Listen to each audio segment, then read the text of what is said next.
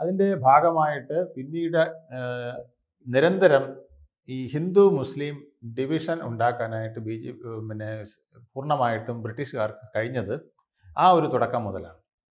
India വിഭജനത്തിൻ്റെ കഥ ആദ്യം തുടങ്ങുന്നത് 1905 ഈ ബംഗാൾ വിഭജനത്തോടു കൂടിയാണ്. അത് ശരിക്കും പറഞ്ഞാൽ ഹിന്ദു മുസ്ലിം സ്പർദ്ധ ഉണ്ടാക്കുന്നതിന് ബ്രിട്ടീഷുകാർ കഴ്സൺ പ്രഭുവിൻ്റെ നേതൃത്വത്തിൽ ചെയ്ത ഒരു തന്ത്രമാണ്.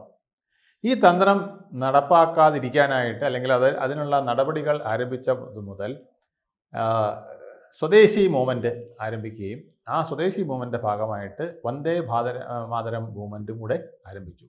ആ വന്ദേ മാതരം എന്ന ഗാനം പാടിക്കൊണ്ട് വിഭജനത്തിനെതിരായി ഈ രാജ്യം മുഴുവൻ ഒന്നാണെന്നും ഇത് ഭാരതത്തിൻ്റെ മണ്ണാണെന്നും ഒക്കെ പറഞ്ഞുകൊണ്ടുള്ള ആ കാവ്യം വലിയ പ്രകമ്പനം കൊള്ളിക്കുന്ന ഒരു പ്രസ്ഥാനമായിട്ട് വരികയും 1905 മുതൽ 1908 വരെ, അതായത് ഗാന്ധിജി വരുന്നതിന് മുമ്പുള്ള കാലഘട്ടത്തിൽ ഇന്ത്യൻ രാഷ്ട്രീയത്തിൽ അല്ലെങ്കിൽ ഇന്ത്യൻ സ്വാതന്ത്ര്യ സമരത്തിൻ്റെ ചരിത്രത്തിലെ ഏറ്റവും വളരെ പ്രധാനപ്പെട്ട ഒരു ഏടാണ്.